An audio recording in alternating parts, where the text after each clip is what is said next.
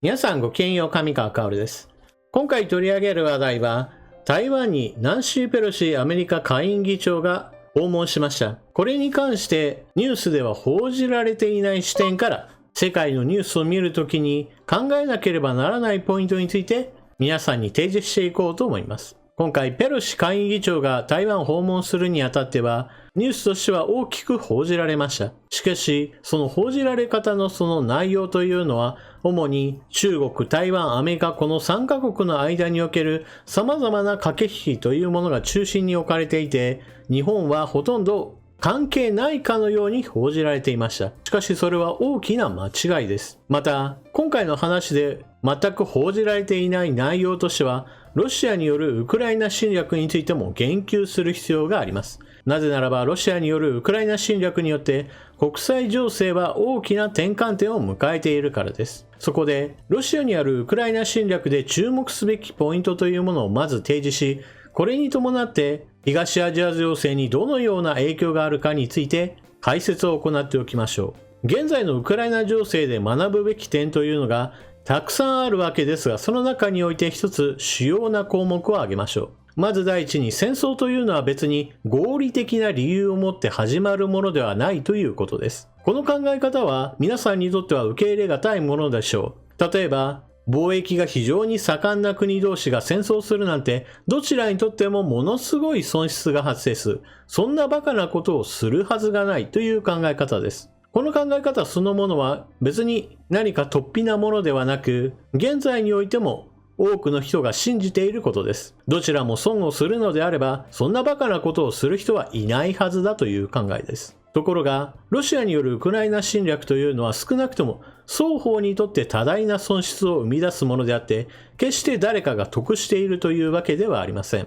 侵略によって占領地域を確保したロシアにしてみても、ロシアの未来にとってはほとんど明るい話題はありません。産業の発展はほとんどことごとく旧ソ連時代まで対抗するような勢いですし、ロシアの強みは資源が出ることだけです。しかし、資源というのも必ずのように取りやすいところから取っていったことによって、必ずのように開発コストの高いところだけが残っていくこととなります。ですから資源が今取れるからといって、それに伴って技術が追いつかなければ、採算の合う場所というものがどんどんと減ってくることとなります。そして、世界全体でいてもエネルギー価格の上昇によって儲けているという話もありますが、実際問題ロシアが売ることができているのは、ある程度ディスカウント価格で引き受けている国ばかりです。中国にしてもインドにしても、他に買い手がいないんだから安くしてねと、買い手の方がはるかに条件が良い。その中において貿易量を増やしているだけであって、ロシアとしては高く売りつけることができているわけではありません。また、これまでは大口の取引先であったヨーロッパは、自分たちにとっても非常に苦しい状況の中においても、少なくとも全体方針としては、脱ロシア化を図るということで、意見はある程度一致しています。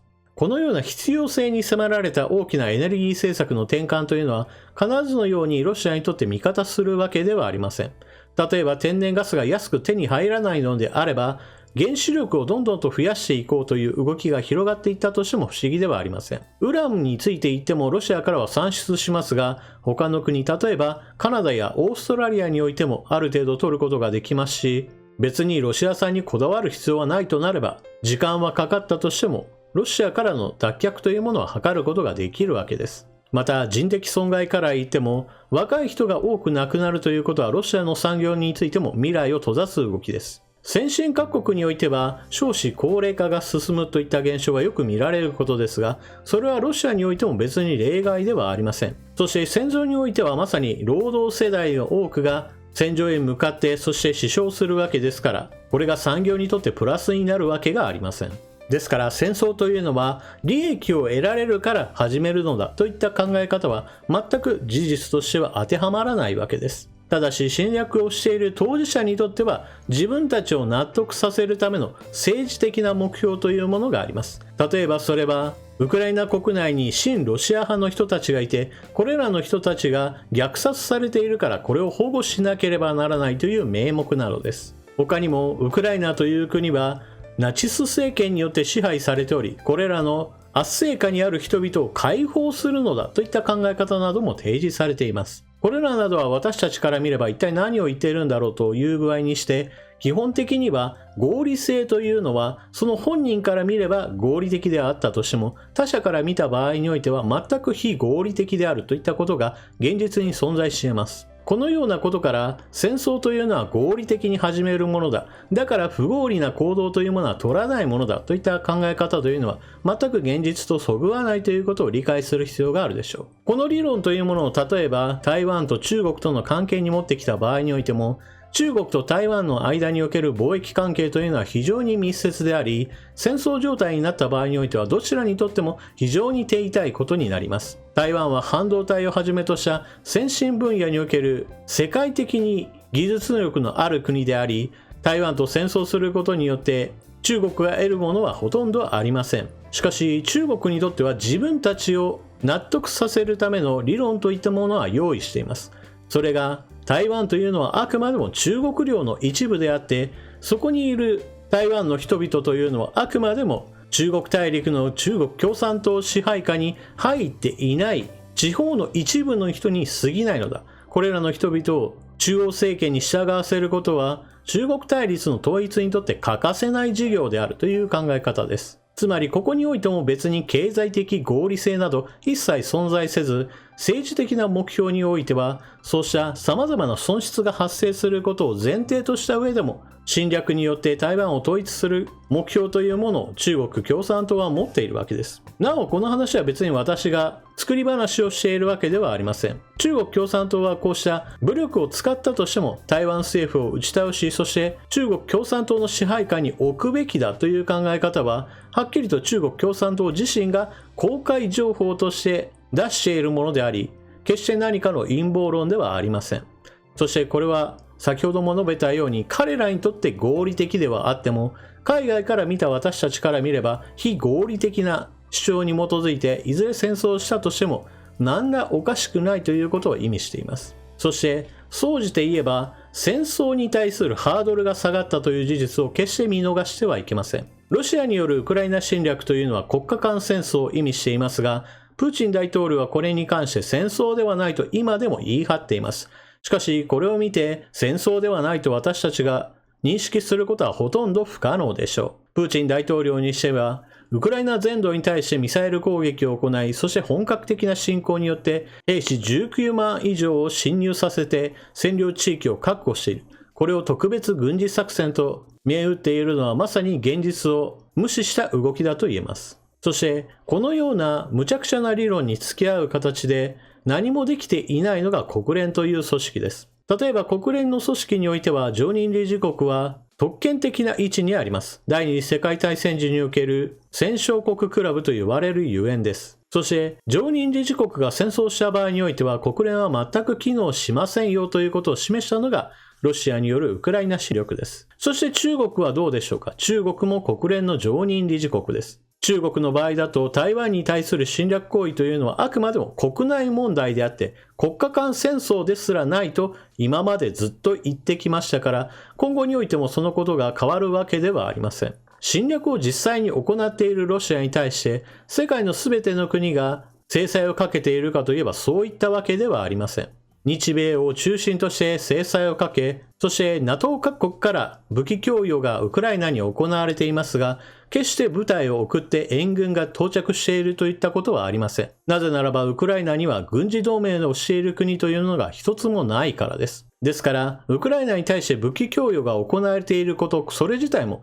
別にどこかの外交的な約束事によって行われているわけではありません。武器供与といったものは基本的にはプレゼントです。多くの国々にとっては、それは税金を使って購入したものであり、そして国民の税金で整備されたものをタダで上げている状態ですから、これはあくまでもロシアによるウクライナ侵略に対する反抗的批判的行動の一つの結果に過ぎません。しかし、兵士を送らないというのはそれぞれの国において、ロシアとじゃあ直接対決して戦争に発展することを望んでいるかといえば、ほとんどの国がそうではないからです。それはなぜかといえば、ロシアが核兵器大国だからです。もしも現在が第二次世界大戦当時のまだどこの国も核兵器を持っていないというような状況であれば、ロシアがこのような侵略を行えば、どこかの国が援軍を送ってロシアをとっちめてやろうといった動きが出てきたとしても全く不思議ではありません。なぜならその時においてはまだまだ軍事力によって相手を押し返し、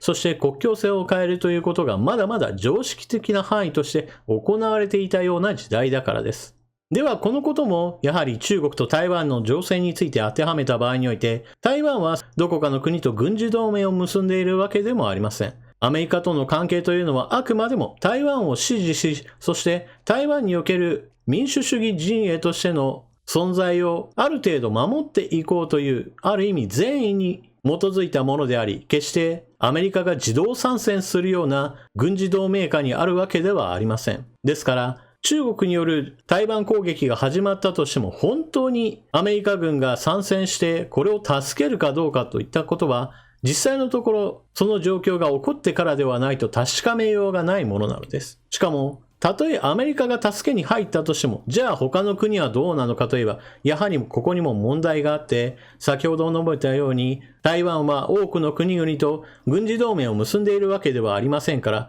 条約といった約束事をもとにして援軍を送る国というのは存在しません。現在のウクライナと同様に、兵器供与といった形で、武器が届くことはあっても、どこかの軍隊そのものがやってきて台湾を助けるといったことは絶望的なわけです。このようにロシアによるウクライナ侵略というのは台湾にとっては非常に由々しき事態へと発展しているわけです。このような状況になっていることを前提とした上で、私たちは台湾情勢というものを見なければなりません。そして台湾に有事が発生した場合というのは、もしもアメリカ軍が援軍として助けに入るということは、その時は日本にいる在日米軍が真っ先に出動することであり、中国側の視点で見れば、日本が軍事支援をほぼ行っていると同然に見ることができるわけです。なぜならば、米軍がやってきたぞとなっても、その出発地点や補給地点が日本国内であり、その基地を提供しているのも、その武器や補給を行う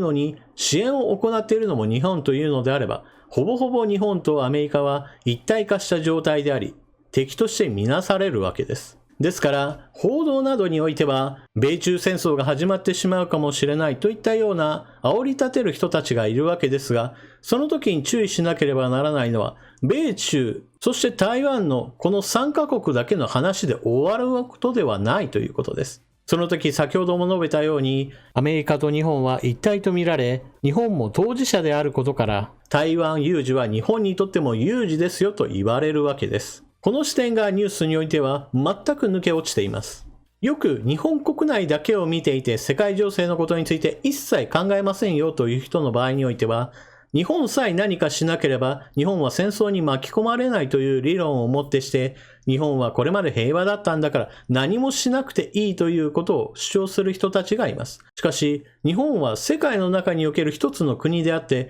決して地球は日本のものではありません。地球は多くの国々があり、それぞれの国が独自の価値観を持って独立して動いている状態です。それぞれの国の言い分というのは必ずしも私たちと同じ価値観に基づいて動いているわけではありません。ですから、世界で何が起こっているかといった状況をもとにして、じゃあ日本はどうすべきかといった考え方を持つことは非常に重要なのです。この考え方というのは、今回の話で言えば軍事的な面が非常に大きいわけですが、別にそれ以外においても、経済にしても外交にしても文化にしても宗教にしても同じようなものです。日本は鎖国しているわけではありません。そして鎖国していても世界からの影響を受けるのですから、ましてや今の日本というのは世界に開かれた国であり、貿易はしていますし、外交もしていますし、そして宗教や文化についていても人の交流がある以上、情報のやり取りもあれば人の交流もあるわけで、影響を常に受けることもあるし、